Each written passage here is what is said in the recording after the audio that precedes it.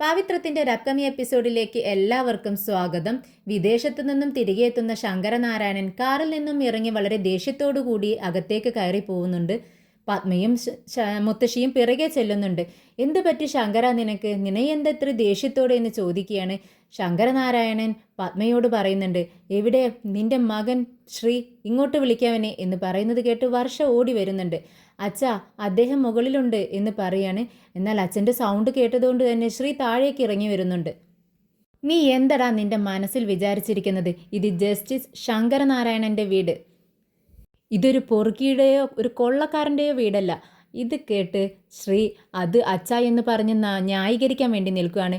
നിർത്തട അവിടെ. നീ ഒരു നുണയ്ക്ക് പകരം ഒരു 100 നുണ പറയാൻ പോവല്ലേ? എനിക്കത് കേൾക്കേണ്ട. ഇനി ഒരു നിമിഷം പോലും എൻ്റെ വീട്ടിൽ നിന്ന് നിൽക്കാൻ പാടില്ല. ഇപ്പോൾ ഇറങ്ങിക്കോണം ഇവിടെ നിന്ന് എന്ന് ശങ്കരനാരായണൻ ഉച്ചത്തിൽ പറയുന്നുണ്ട്. എന്നാൽ പത്മയും മുത്തശ്ശിയും ഇവിടെ എന്താ സംഭവിക്കുന്നതെന്ന് പോലും അറിയാതെ പകച്ചു നിൽക്കുകയാണ്. മുത്തശ്ശി പറയുന്നുണ്ട്, എന്താ ശങ്കര നീ പറയുന്നത്? ഇവൻ അതിനു മേലെ എന്താണ് ചെയ്തതെന്ന് ചോദിക്കുമ്പോൾ ശങ്കരനാരായണൻ പറയുന്നുണ്ട്, അതെ, നിങ്ങളൊക്കെ ഇവിടെ എന്ത് കണ്ടുകൊണ്ടിരിക്കുക? ഞാനിവിടെ നാട്ടിലില്ലാത്ത സമയം നോക്കി ഇവിടെ എന്തൊക്കെയാണ് സംഭവിച്ചിരിക്കുന്നതെന്ന് നിങ്ങൾക്ക് എന്തെങ്കിലും അറിയാവോ? നിങ്ങളുടെ ചുറ്റുപാട് നടക്കുന്നത് നിങ്ങളൊന്നും അറിയുന്നില്ലേ എന്നൊക്കെ ചോദിക്കുന്നുണ്ട്. മുത്തശ്ശി പറയുന്നുണ്ട്, ശങ്കര, ഞാൻ ഇവനോട് 100 വട്ടം ചോദിച്ചതാ, എന്താണ് പ്രശ്നം, എന്തെങ്കിലും ഉണ്ടെങ്കിൽ പറ. പക്ഷേ ഇവൻ ഒരു അക്ഷരം പോലും എന്നോട് പറഞ്ഞിട്ടില്ല. ശങ്കരനാരായണൻ പറയുന്നുണ്ട്.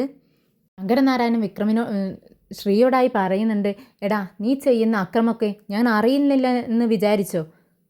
മുൻപ് വിക്രമിന് കാശ് കൊടുത്ത് നീ വേദയെ ഇങ്ങോട്ട് വരുത്താൻ വേണ്ടി നോക്കി, അത് ഞാൻ ക്ഷമിച്ചു. പിന്നീട് അവൾക്കും വേണ്ടി അവനെ കൊല്ലാൻ വേണ്ടി നോക്കി, അതും ഞാൻ ക്ഷമിച്ചു. പക്ഷെ നീ ഇപ്പോഴെന്താ ചെയ്തത്?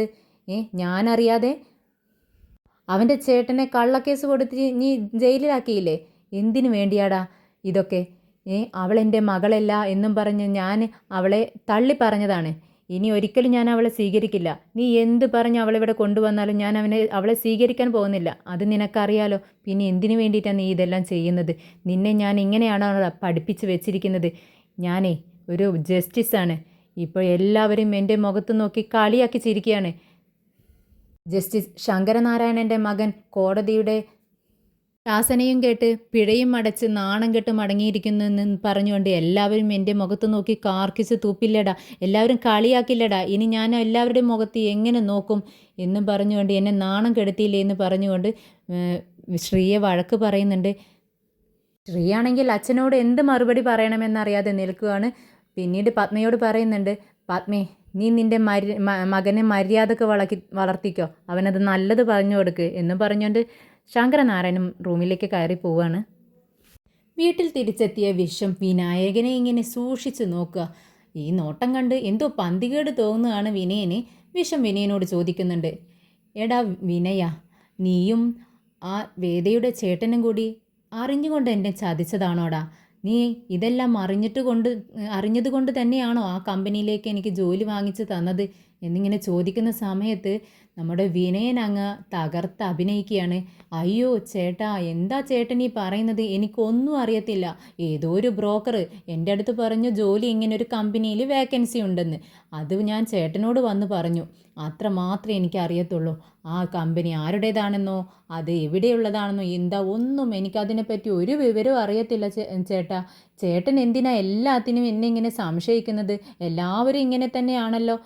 ഞാൻ പറഞ്ഞത് സത്യമാണ്, എൻ്റെ നന്ദിനിയാണ് സത്യം എന്നും പറഞ്ഞുകൊണ്ട് നന്ദിനിയുടെ തലയിൽ തൊട്ട് സത്യം ചെയ്യാണ്. എന്നാൽ ഇതെല്ലാം അറിഞ്ഞ നമ്മുടെ വിനയൻ്റെ എല്ലാ കുരുത്തക്കേടുകളും അറിയുന്ന നന്ദിനി ഞെട്ടിപ്പോവാട്ടോ. അയ്യോ ദൈവമേ, എൻ്റെ തല പൊട്ടിത്തെറിക്കുമല്ലോ എന്നും പറഞ്ഞുകൊണ്ട് നെഞ്ഞത്ത് കൈവച്ച് നിൽക്കുന്നുണ്ട് നന്ദിനി. എന്നാൽ മാഷ് വിക്രമിനെ നോക്കിക്കൊണ്ട് പറയുന്നുണ്ട്, ഓരോരുത്തരിവിടെ എൻ്റെ ചേട്ടനെ ഞാൻ ഇപ്പോൾ തന്നെ ഇറക്കിക്കൊണ്ടുവരും, 2 ദിവസം 3 ദിവസം എന്നൊക്കെ പറഞ്ഞുകൊണ്ട് നടക്കുകയായിരുന്നു. എന്നിട്ടിപ്പോൾ എന്ത് പറ്റി? അവൻ ശ്രമിച്ചിട്ടാണോ ചേട്ടൻ ഇറങ്ങിയത് ജയിലിൽ നിന്നും? അല്ലല്ലോ. ആ ശ്രീ കേസ് പിൻവലിച്ചതുകൊണ്ട് മാത്രമല്ലേ വിശ്വന് പുറത്തിറങ്ങാൻ പറ്റിയത് എന്നിങ്ങനെ ചോദിക്കാട്ടോ. എന്നാൽ ഇതെല്ലാം തന്നെക്കുറിച്ചാണ് പറയുന്നതെന്ന് അറിയുന്ന വിക്രം പറയുന്നുണ്ട്, എന്തിനാ അച്ഛാ എന്നെ ഇങ്ങനെ നോവിക്കുന്നത്? വിശ്വേട്ടൻ ജയിലിലായത് ഞാൻ കാരണമാണെന്ന് പറഞ്ഞു. ഇപ്പോൾ വിശ്വേട്ടൻ ജയിലിൽ നിന്ന് ഇറങ്ങിക്കഴിഞ്ഞപ്പോൾ അതും ഞാൻ കാരണം എന്ന് പറഞ്ഞുകൊണ്ട് എന്നെ ഇങ്ങനെ കുറ്റം പറയുന്നത് എന്തിനാ എന്നിങ്ങനെ ചോദിക്കുക കേട്ടോ. ഇതെല്ലാം കേൾക്കുന്ന വേദ പറയുന്നുണ്ട്, അച്ഛാ വിക്രം ഒന്നും ചെയ്തില്ലെന്ന് അച്ഛൻ പറയരുത്. വിക്രം ചെയ്തതിനെല്ലാം സാക്ഷി ഞാനാണ്. ഞാനും വിക്രമം കൂടിയാണ് വിശ്വേട്ടനെ ജയിലിൽ നിന്ന് ഇറക്കാൻ എല്ലാം ശ്രമിച്ചത്. പക്ഷെ നടന്നില്ലെന്ന് മാത്രം. അതുകൊണ്ട് വിക്രമിനെ കുറ്റം പറയരുതെന്ന് വേദ പറയുന്നുണ്ട്. ഇത് കേൾക്കുന്ന വിക്രം പറയുന്നുണ്ട്, അതെ, നിന്റെ ശുപാർശയൊന്നും സപ്പോർട്ടോ ഒന്നും എനിക്ക് വേണ്ട.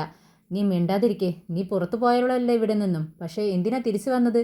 വരണ്ടായിരുന്നു എന്ന് പറഞ്ഞുകൊണ്ട് വിക്രം റൂമിലേക്ക് കയറി പോകുന്നുണ്ട്. വേദ റൂമിലേക്ക് ചെല്ലുന്ന സമയത്തെ വിക്രം ബെഡ്ഷീറ്റെല്ലാം കുടഞ്ഞു വിരിക്കുന്നുണ്ട്.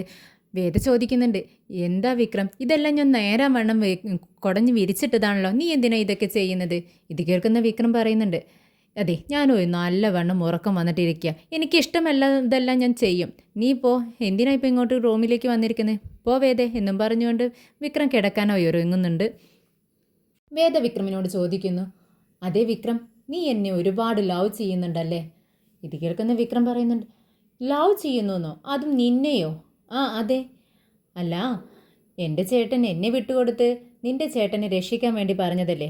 അപ്പോൾ നിനക്കതുപോലെ ചെയ്യാമായിരുന്നില്ലേ? എന്നെ എൻ്റെ വീട്ടിൽ കൊണ്ടുപോയി വിട്ട് എൻ്റെ കഴുത്തിൽ കിടക്കുന്ന താലി പൊട്ടിച്ചെറിഞ്ഞ് നിൻ്റെ ചേട്ടനെ നിനക്ക് രക്ഷിക്കാമായിരുന്നില്ലേ? നീ അതുപോലെ ചെയ്തില്ലല്ലോ. അതിനർത്ഥം നീ എന്നെ ഒരുപാട് സ്നേഹിക്കുന്നു എന്നല്ലേ? നീ എന്നെ ആർക്കും വിട്ടുകൊടുക്കുന്നില്ല എന്നല്ലേ വിക്രം അതിനർത്ഥം എന്ന് ചോദിക്കുമ്പോൾ നമ്മുടെ വിക്രം പറയുന്നുണ്ട്, എടി പൊട്ടി, എൻ്റെ മുഖത്ത് സ്നേഹം, ലവ് ഇതൊന്നും പറഞ്ഞിട്ടില്ല. അതൊന്നും വിരിയത്തുമില്ല. പിന്നെ നിന്നെ വിട്ടുകൊടുത്ത് എൻ്റെ ചേട്ടൻ രക്ഷിച്ചാലേ അത് ഞാൻ തന്നെ ലേടി നാണം കെടുന്നത്. നിൻ്റെ ചേട്ടൻ്റെ മുന്നിലേ ഞാൻ തോറ്റു കൊടുത്തു എന്നല്ലേ വിചാരിക്കത്തുള്ളൂ. അങ്ങനെ ഒരു പെണ്ണിനെ വെച്ച് കളിച്ച് ഒരു ജയം എനിക്ക് വേണ്ട. അല്ലാതെ തന്നെ നീ കണ്ടില്ലേ ഞാൻ എങ്ങനെയാണ് ജയിച്ചതെന്ന്? നിന്റെ ചേട്ടനെ വരുതിക്ക് വരുത്തി ഞാൻ എന്നും പറയുന്നുണ്ട്. ഇത് കേൾക്കുന്ന വേദ, ആ റെഡി വിക്രം, നീ പറഞ്ഞത് ശരിയാ, കാര്യത്തിലേക്ക് വാ. ഇത് തന്നെയാണ് എനിക്കും അറിയേണ്ടത്.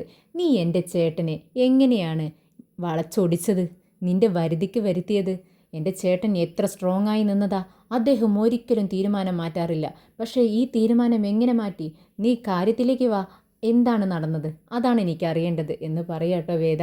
ഇത് കേൾക്കുന്ന വിക്രം, ഓ നിനക്ക് അതാണോ അറിയേണ്ടത്? അപ്പോൾ വേദ പറയുന്നുണ്ട്, അതേ വിക്രം, അക്കാര്യമാണ് എനിക്ക് അറിയേണ്ടത്. അതിനാ ഞാൻ ഇങ്ങോട്ടേക്ക് വന്നത് എന്ന് പറയാട്ടോ. അപ്പോൾ വിക്രം പറയുന്നുണ്ട്, ആ ഞാൻ പറയാം പോടി ഒന്ന് പണി നോക്കി, എനിക്ക് പറയാനിപ്പോൾ സൗകര്യമില്ല എന്നും പറഞ്ഞുകൊണ്ട് കൂളായി പുതപ്പ് തലവഴി മൂടി വിക്രം അവിടെ കിടക്കുകയാണ്. എന്നാൽ വേദയ്ക്ക് സങ്കടമാവും കേട്ടോ. വേദ ഇത് കേൾക്കാൻ വേണ്ടിയിട്ടാണ് വന്നത്. എന്നിട്ട് പറയുന്നുണ്ട്, വിക്രം പ്ലീസ് വിക്രം, എനിക്കിത് അറിയാണ്ടേ, സത്യം എന്താണെന്ന് അറിയാതെ എനിക്ക് ഉറക്കം വരില്ല വിക്രം എന്ന് പറയാണ്. അപ്പോൾ വിക്രം പറയുന്നുണ്ട്, നീ ഉറങ്ങിയാലും ഉറങ്ങിയില്ലെങ്കിലും എനിക്കൊരു പ്രശ്നമില്ല, നീ പോടി എന്ന് പറഞ്ഞുകൊണ്ട് തിരിഞ്ഞു കിടക്കുകയാണ്.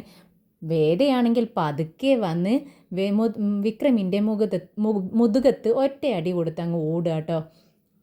വിക്രം വേദന കൊണ്ട് പൊളയാണ്. വിക്രം ചാടി എഴുന്നേറ്റ് വേദയുടെ പിറകെ ഓടുന്നുണ്ട്. എടി പിശാചേ, എനിക്ക് വേദനിച്ചടി, നീ എന്നെ കൊല്ലാൻ വേണ്ടി വന്നതാണോ ഇവിടെ എന്ന് ചോദിക്കുന്നുണ്ട്. Good night Vikram, sweet dreams എന്നൊക്കെ പറഞ്ഞുകൊണ്ട് വേദ ഓടുന്നുണ്ട്. ശ്രീ രാത്രി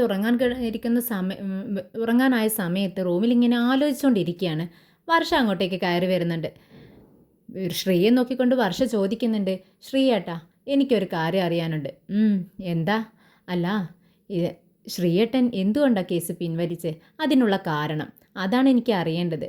ഇന്ന് അച്ഛൻ വന്നിട്ട് ചേട്ടനെ ഒരുപാട് ശാസിച്ചു. ചേട്ടൻ ഒന്നും തന്നെ മിണ്ടാതിരുന്നു. കേസ് ഒരു കാരണവശാലും പിൻവലിക്കല്ലെന്ന് ഷാഠ്യം പിടിച്ചിരുന്നതല്ലേ ചേട്ടൻ? എന്നിട്ടും എന്തുകൊണ്ട് ഇത് പിൻവലിച്ചു? എനിക്ക് അതിനെപ്പറ്റിയാണ് അറിയേണ്ടത്. വർഷേ, നിന്നോട് ഞാൻ ഒരുപാട് തവണ പറഞ്ഞു, ഇനി ഇതിനെപ്പറ്റി സംസാരിക്കാനില്ല, എനിക്കൊന്നും പറയാനില്ല, അതൊക്കെ ബിസിനസ് പരമായ ഓരോ കാര്യങ്ങളാണ് എന്ന് പറഞ്ഞ് ശ്രീ ഒഴിയാൻ വേണ്ടി ശ്രമിക്കുന്നുണ്ട്. പക്ഷെ വർഷ വിട്ടുകൊടുക്കുന്നില്ല. വർഷ വീണ്ടും ഇത് തന്നെ ചോദിക്കുകയാണ്. പറ ശ്രീയേട്ടാ, എന്താ സംഭവിച്ചത്? എന്തിനാ കേസ് പിൻവലിച്ചത്? പറ ശ്രീയേട്ടാന്നിങ്ങനെ വാശി പിടിച്ച് ചോദിക്കുന്നത് കേട്ട് പെട്ടെന്ന് ശ്രീ അങ്ങ് പൊട്ടിത്തെറിക്കുകയാണ്. അതെ, നിന്നോടല്ലേ ഞാൻ പറഞ്ഞത്, മനുഷ്യന് ഉറങ്ങാനും സ്വൈരം തരത്തില്ല, നീ കിടന്നുറങ്ങടി എന്നും പറഞ്ഞുകൊണ്ട് തിരിഞ്ഞു കിടക്കുകയാണ് ശ്രീ. പിറ്റേ ദിവസം രാവിലെ മാഷും കമലാമ്മയും വിനയനും എല്ലാവരും ഇങ്ങനെ കാപ്പി കുടിച്ചുകൊണ്ടിരിക്കുന്ന സമയത്ത് വിഷം അങ്ങോട്ട് തല തോർത്തിക്കൊണ്ട് വരുന്നുണ്ട്. എന്നിട്ട് ശ്രീജെ എന്ന് വിളിച്ചുകൊണ്ടാണ് വരുന്നത്. ശ്രീജെ, എനിക്ക് ടിഫിൻ വേഗം എടുത്തു വെക്ക്, എനിക്ക് ഓഫീസിലേക്ക് പോകാൻ കുറച്ച് ലേറ്റ് ആയിരിക്കണം, പെട്ടെന്ന് പോകണം എന്നിങ്ങനെ പറയാട്ടോ. ഇത് കേട്ട് എല്ലാവരും വിശ്വത്തെ നോക്കിക്കൊണ്ടിരിക്കുകയാണ്. പെട്ടെന്നാണ് വിശ്വത്തിന് മനസ്സിലാവുന്നത് തൻ്റെ ജോലി പോയല്ലോ എന്നുള്ളത്. അത് ഓർമ്മയില്ലാണ്ടാണ് വിശ്വം ഇതെല്ലാം വിളിച്ച് പറയുന്നത്. വിശ്വം പറയുന്നുണ്ട്, അയ്യോ സോറി ശ്രീജയ്, എനിക്ക് പെട്ടെന്ന് ജോലി ഉള്ളതുപോലെ എനിക്ക് തോന്നി.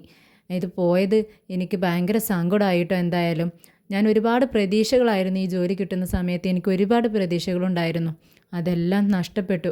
ഇനി എന്ത് ചെയ്യും എന്ന് പറഞ്ഞു നിൽക്കുന്ന സമയത്ത് മാഷ് പറയുന്നുണ്ട്, നിനക്ക് ഇനിയും ജോലി ശരിയാവും, വേറൊരു ജോലി നോക്കാം എന്നിങ്ങനെ പറയുന്ന സമയത്ത് വിനയൻ അവിടുന്ന് വിളിച്ച് പറയുന്നുണ്ട്, ചേട്ടാ അതെ, എൻ്റെ അറിവിലൊരു കൺസ്ട്രക്ഷൻ കമ്പനിയിൽ ഒരു വർക്കുണ്ട്, നമുക്കത് നോക്കിയാലോ എന്നിങ്ങനെ പറയുന്ന സമയത്ത് എല്ലാവരും നമ്മുടെ വിനയനെ തുറിച്ച് നോക്കുക കേട്ടോ.